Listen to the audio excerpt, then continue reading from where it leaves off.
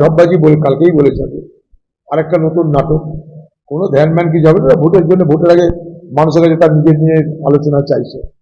Vote শেষ হয়ে গেল, মোদী প্রচার থেকে দূরে যেতে চাই না।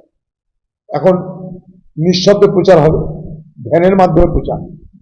এতদিন মোদীর নানাভাবে মানুষকে বিভ্রান্ত করার জন্য ভ্রান্তকারী জ্ঞান দিয়েছেন, এবার মোদী মানুষকে আরেকবার বোকা পাওয়ার জন্য ধ্যানে বসেছে। ধপের জ্ঞান আর নাটুকে ধ্যান, এই দুই দেখে ভারতবর্ষের মানুষ মোদী সম্পর্কে তাদের ধারণা স্পষ্ট করে ফেলেছে।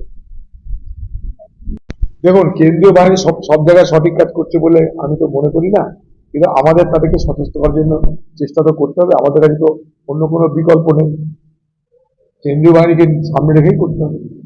কেন্দ্রীয় বাহিনীকে যারা পরিচালনা করে, সেই পরিচালনা